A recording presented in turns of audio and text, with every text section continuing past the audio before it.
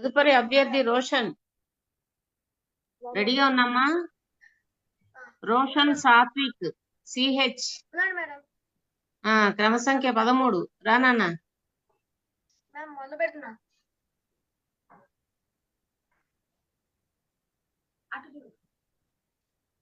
శుభ సాయంత్రం. నా పేరు రోషన్ సాత్విక్. నేను శ్రీ స్వామినారాయణ గురుకుల్ ఇంటర్నేషనల్ స్కూల్లో 6వ తరగతి చదువుతున్నాను. ఇవాళ నేను దేశ భాషలందు తెలుగు లెస్స అనే అంశం పైన వక్తృత్వాన్ని చెప్పబోతున్నాను. తెలుగుదేల ఎన్న దేశంబు తెలుగేను, తెలుగు వల్ల ఉండ తెలుగు కండ, ఎల్ల నృపుల గొలువ ఎరుగవే బాసాడి, దేశ భాషలందు తెలుగు లెస్స అని శ్రీకృష్ణదేవరాయలు చెప్పిన చేయెత్తి జేకొట్టు తెలుగోడా, గతమెంత ఘనకీర్తి కలవోడా అనే వేములపల్లి గీతం ఆలపించిన తెలుగు వారికి రోమాలు నిక్కపొడుచుకుంటాయి. మనం ప్రతి ఏటా ఆగస్టు 29న గిడుగు రామ్మూర్తి జయంతి సందర్భంగా తెలుగు భాషా దినోత్సవాన్ని జరుపుకుంటాము. ఆయన కృషి వల్ల తెలుగు భాష మరింత ప్రాచుర్యం పొందింది మరియు సాధారణ ప్రజలకు అర్థమయ్యేలా మారింది. ఆయనను వ్యవహారిక భాషా పితామహుడు అని కూడా పిలుస్తారు. గ్రాంధిక భాషలో ఉన్న తెలుగు భాషను వాడుక భాషలోకి తీసుకొచ్చి ఆ భాషలో ఉన్న అందాన్ని మరియు వీలును తెలియజెప్పిన మహనీయుడు. ఆంధ్రప్రదేశ్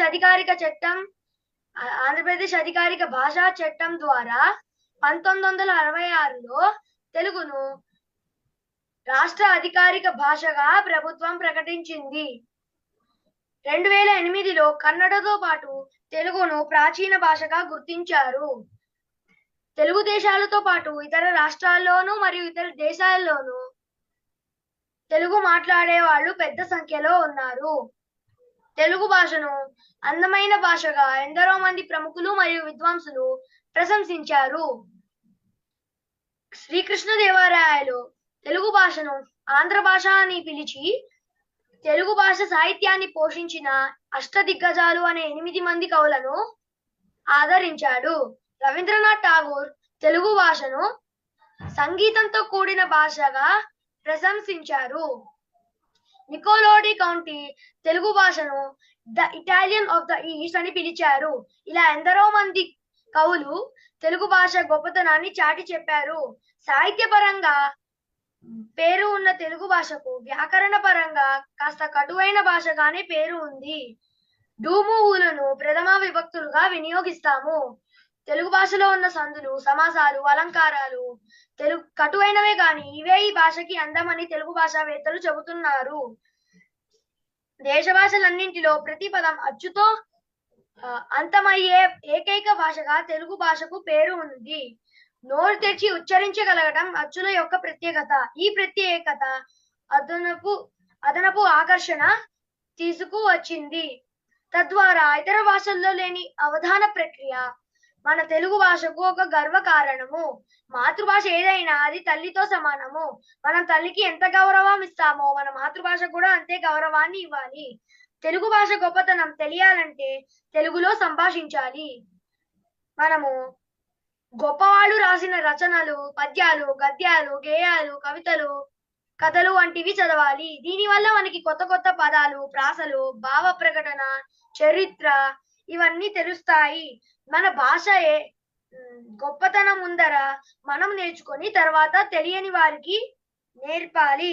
తెలుగు పద్యాలు క్లుప్తంగా ఉంటాయి, ఎంతో అర్థాన్నిస్తాయి. నన్నయ్య, తిక్కన, ఎర్రన, తిరుపతి వెంకట కవులు, వేమన, పోతన వంటి మహామహులు తెలుగులో రచనలు చేసి భాష స్థాయిని, జాతి గౌరవాన్ని ఆకాశానికి ఎక్కించారు. త్యాగరాజ కృతులు, అన్నమయ్య కీర్తనలు కోట్లాది మంది నోళ్లలో ఇప్పటికీ నానుతూనే ఉన్నాయి. శ్రీనాథుని కావ్యాలు అతి సుందరమైనవి మరియు అత్యంత ఆహ్లాదమైనవి. ఆధునిక కవులలో విశ్వనాథ సత్యనారాయణ, గురజాడ అప్పారావు, వేములపల్లి కృష్ణశాస్త్రి, మహాకవి శ్రీశ్రీ, డాక్టర్ సి నారాయణ రెడ్డి, నండూరు సుబ్బారావు వంటి కవులు తెలుగులో ప్రాసాలు, గేయాలు, కథలు రాశారు. ఇప్పుడు నేను జంధ్యాల పాపయ్య శాస్త్రి గారు రాసిన తెలుగు బాల శతకంలోంచి ఒక అందమైన పద్యంతో వక్తృత్వాన్ని ముగిస్తాను.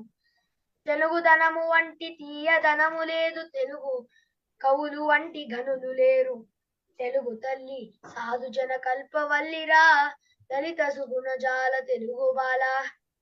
ముందుగా శ్రీ వాగ్దేవి కళాపీఠము నాకు ఈ అవకాశాన్ని ఇచ్చినందుకు నేను ధన్యవాదాలు చెప్తున్నాను.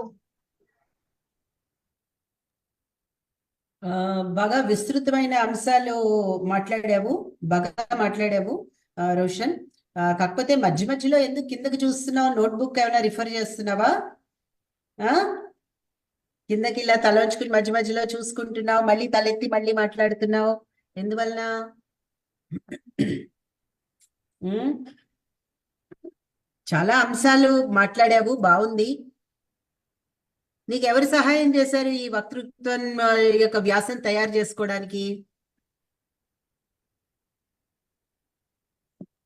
మా అమ్మ మా నాన్న సాయం చేశారు.